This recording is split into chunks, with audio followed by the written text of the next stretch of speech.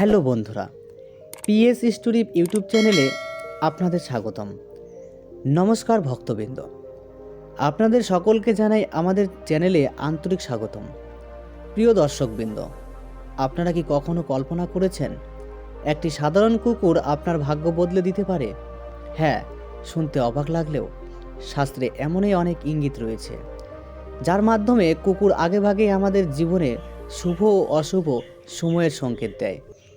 আজকের ভিডিওতে আমরা জানব কুকুরের এমন 10টি বিশেষ লক্ষণ, যেগুলো আপনার জীবনে ধন সম্পদ, সুখ শান্তি কিংবা সতর্কতার বার্তা নিয়ে আসে। এই লক্ষণগুলো যদি আপনি সঠিকভাবে বুঝতে পারেন, তাহলে জীবনে অনেক বড় ক্ষতি থেকেও নিজেকে রক্ষা করতে পারবেন। কুকুর কেন ভবিষ্যৎ বুঝতে পারে? আমাদের ধর্মগ্রন্থে বলা হয়েছে, প্রাকৃতিক প্রাণীরা মানুষের আগেই অনেক কিছু অনুভব করতে পারে। বিশেষ করে কুকুরের ইন্দ্রিয় শক্তি অত্যন্ত প্রখর।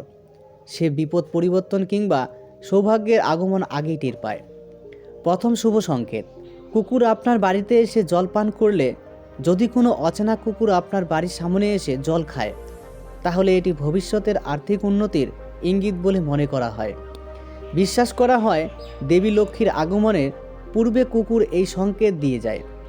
তাই বাড়ির বাইরে একটি জলভর্তি পাত্রে রাখা শুধু পুণ্যের কাজই নয়, ভাগ্য উন্নতির একটি মাধ্যম। দ্বিতীয় শুভ সংকেত, কুকুর নিয়মিত খাবারের জন্য আপনার বাড়িতে এলে। যদি কোনো কুকুর প্রতিদিন আপনার বাড়িতে এসে খাবার খায়, তাহলে বুঝবেন আপনার ঘরে অন্নের অভাব হবে না। এটি মা অন্নপূর্ণার কৃপা লাভের লক্ষণ বলে ধরা হয়।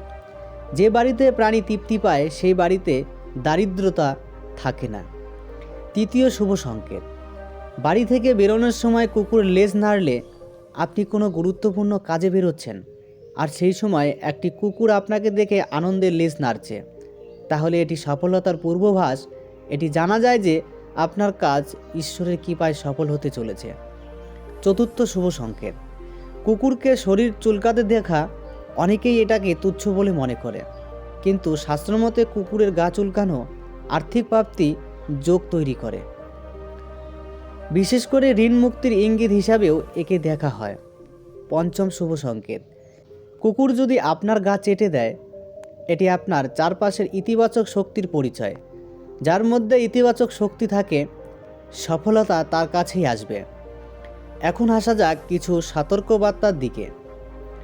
প্রথম অশুভ সংকেত, কুকুর হাড় বা মাংসের টুকরো ঘরে ফেলে গেলে এটি শারীরিক অসুস্থতা ও আর্থিক সমস্যার ইঙ্গিত দেয়।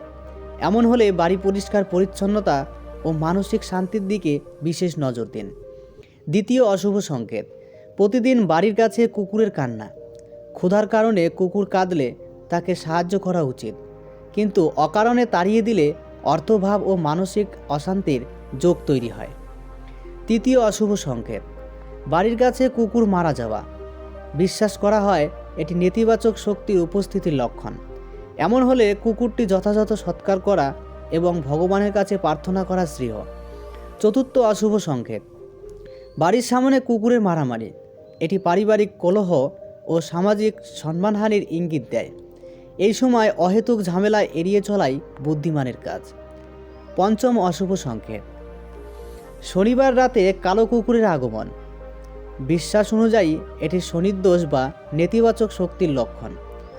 এর প্রতিকার হিসাবে শনিদেব বা মহাদেবের পূজা ও প্রার্থনা করা উত্তম। শেষ কথা, প্রিয় সুধী ভক্তবৃন্দ, কুকুর শুধু একটি প্রাণী নয়, অনেক সময় সে প্রাকৃতিক দূত হয়ে আমাদের সতর্ক করে।